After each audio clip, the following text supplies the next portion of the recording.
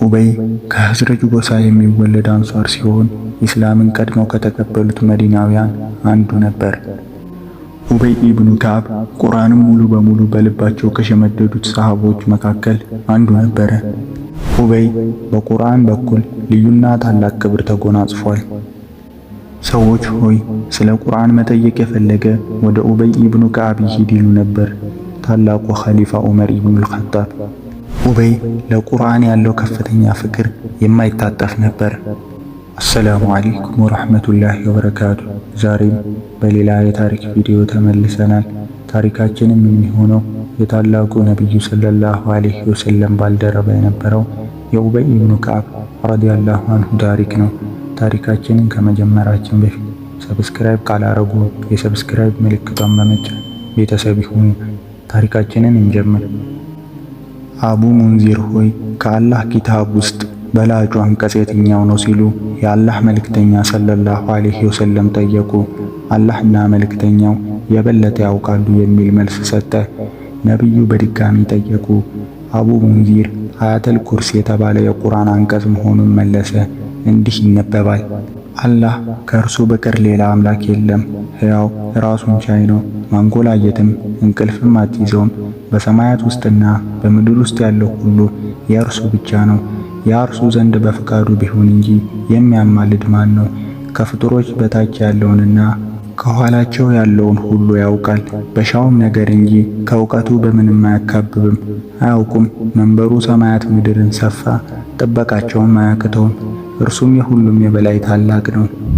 ነብዩ በመልሱ በመደሰታቸው ከፊታቸው ፈገግታ ያስታውቅ ነበር። ደረቱን በቀኝ እጃቸው መታ በማድረግ ትክክለኝነቱን ገለጹ። አቡ ሙንዚር እውቀቱ የሚያረካህ የሚያስደስትህና የሚፈይድህ ይሁን በማለት ዱዓ አደረጉለት። ኡበይ ከህዝረጅ ጎሳ የሚወለድ አንሷር ሲሆን ኢስላምን ቀድመው ከተቀበሉ መዲናውያን አንዱ ነው።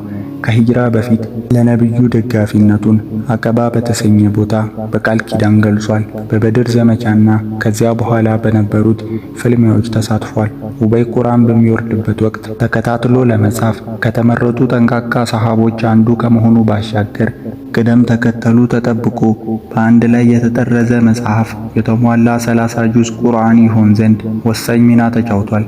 ለነብዩ ጸሐፊ በመሆንም አገልግሏል። ኡበይ ኢብኑ ከዓብ ቁርአንን ሙሉ በሙሉ በልባቸው ከሸመደዱት ሰዎች አንዱ ነው። የንባብ ስልቱ ልብ የሚማርክ ከመሆኑ በተጨማሪ የቁርአን ጥልቅ ግንዛቤም ነበረው።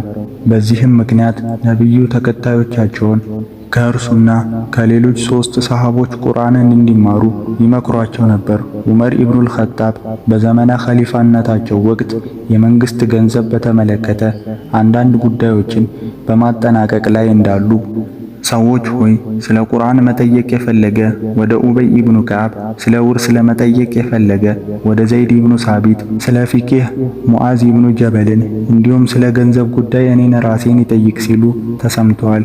ኡበይ በቁርአን በኩል ልዩና ታላቅ ክብር ተጎናጽፏል። አንድ ቀን ነብዩ ሰለላሁ ዐለይሂ ወሰለም ኡበይ ኢብኑ ከዓብ ቁርአን ለአንተ እንዳሳይ ታዝዣለሁ አሉት። ኡበይ ከመጠን በላይ ተደሰተ።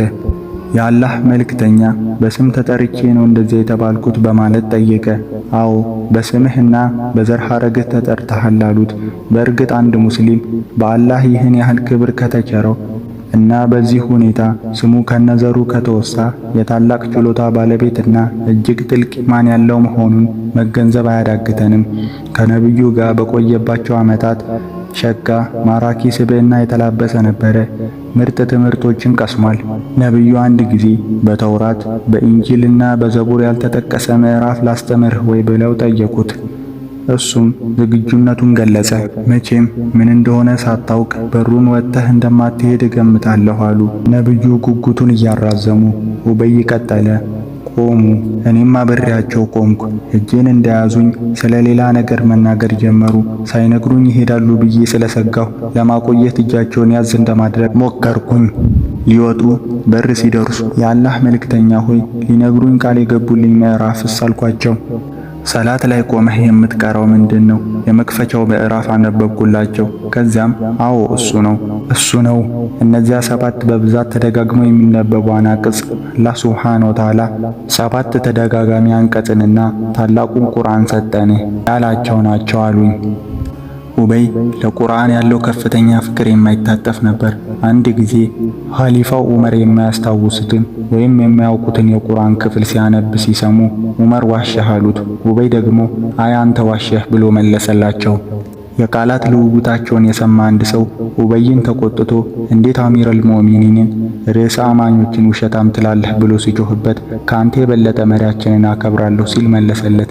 ነገር ግን የአላህን ኪታብ በተመለከተ አሚረል ሙእሚኒን ሲሳሳት ልክ ነህ አልለውም አለ። ዑመርም ኡበይ ልክ ነው አሉ። አንድ ሰው ኡበይ ጋር በመምጣት ምክር ጠየቀ። ስለ ቁርአን ጥቅምና ታላቅነት ንገረኝ።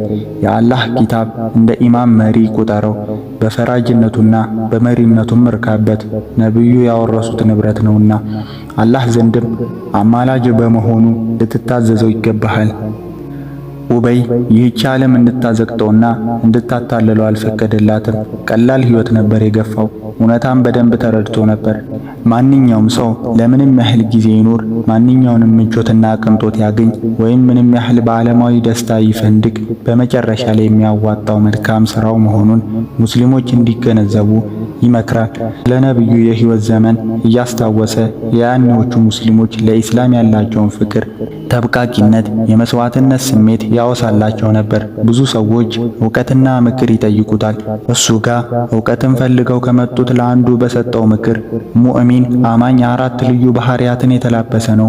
መጥፎ ነገር ሲገጥመው በትዕግስት ይቋቋማል። ጥሩ ነገር ጌታው ሲቸረው አመስጋኝና መልካም ሰሪ ይሆናል። ከተናገረ እውነትን ይናገራል፣ ከፈረደም ደግሞ ፍርዱ ፍትሃዊ ነው ብሏል። አቡበከር በኸሊፋነት ጊዜያቸው ብዙ ጉዳዮችን ለሚያማክሩት ምክር ቤት ሹራ አባል ነበር። ምክር ቤቱ በትክክል የፍርድ ልዩ ችሎታና ተሰጥኦ ባላቸው አህሉል ራእይ እና በሕግ አዋቂዎች፣ አህሉል ፍቂሆች፣ ሙሃጅሮችና አንሷሮች የተዋቀረ ነበር። ዑመር፣ ዑስማን፣ አሊ፣ አብዱራህማን ኢብኑ አውፍ፣ ሙዓዝ ኢብኑ ጀበል፣ ኡበይ ኢብኑ ካዕብና ዘይድ ኢብኑ ኻሪስም በአባልነት ይገኙበት እንደነበረ ይታወቃል። ዑመር ኸሊፋ ሲሆን ይህንን ቡድን ያማክሩ ነበረ። በተለይም ፈትዋ ህጋዊ ፍርዶች በመስጠት ላይ ዑስማን፣ ኡበይ እና ዘይድ ኢብኑ ሳቢትን ያማክሩ ነበር። ኡበይ ኢብኑ ካዕብ ረዲየላሁ አንሁ በጥንት ሙስሊሞች ዘንድ ታላቅ ክብርና ማዕረግ ያለው ነው። ዑመር የሙስሊሞች ዋና ብለው ከጠሩት በኋላ በዚህ ስያሜ በአብዛኛው ይታወቃል። ኡበይ በነበረው ዕውቀትና የአላህ ፍራቻ በፍጥነት እየተስፋፋ በነበረው የሙስሊም መንግስት ውስጥ የአስተዳዳሪ ኃላፊነት ባለበት ቦታ ለምሳሌ እንደ ክፍለ ሀገር አስተዳዳሪነት ስልጣን እንደሚይዝ ማንም ሰው ሊገምት ይችላል። እርሱ ግን በነብዩ ጊዜ በሰደቃ ምጽዋት ሰብሳቢነት አገልግሏል። አንዳንድ ሙስሊሞች በአስተዳዳሪያቸው ላይ ባላቸው ልዩ አቋምና ሐቅን እየተወ ባለስልጣንንና ግለሰቦችን የመደገፍ ስሜት ይነቅፍ ነበረ። በመሆኑም በአስተዳዳሪው ሆነ በማስተዳደር ስራ ባሉ ህዝቦች ላይ ትልቅ ክስረትን ያስከትላል ብሎ የሚገምተው ማንኛውም ነገር ከመቃወም ወደ ኋላ አይልም ነበር። ኡበይ ኢብኑ ካዕብ ረዲየላሁ አንሁ በስልጣን ላይ ላሉ ሰዎች እና ግልጽ ነበር። ከአላህ በስተቀር ግን ማንንም የማይፈራ ሰው ነበር።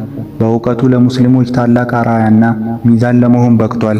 ኡበይ በሙስሊሙ ኡማ ላይ ይደርሳል ብሎ ከፈራቸው ታላላቅ ችግሮች አንዱ በሙስሊሞች መካከል የእርስ በርስ ግጭት ነበር። እርሱም አላህ ሱብሓነሁ ወተዓላ በቁርአን እንደዚህ ያወሳዋል። እርሱ አላህ ከበላያችሁ ወይም ከእግሮቻችሁ በታች ቅጣትን በእናንተ ላይ ሲልክ ወይም የተለያዩ ህዝቦች ስትሆኑ ሊያደባልቃችሁና ከፊላችሁን የከፊሉ ጨካኝ ሊያቀምስ ቻይ ነው በላቸው። ያውቁ ዘንድ አንቀጾቻችንን እንዴት እንደምናብራራ ተመልከት። የሚከተለውን የቁርአን አንቀጽ ባነበበና በሰማ ቁጥር በጭንቀትና በሐዘን ይሰጥማል። በጥልቅ ሐዘን እንደተዋጠ አላህ ሙስሊሞችን ወደ ሰላም መንገድ እንዲመራቸው ምህረቱንና እዝነቱን ይቅር ባይነቱን እንዲለግሳቸው ይጸልያል። ኡበይ ረዲየላሁ አንሁ በዑስማን ዘመን ኸሊፋ በ29ኛ ዓመተ ሂጅራ ላይ ከዚህ ዓለም በሞት ተለየ።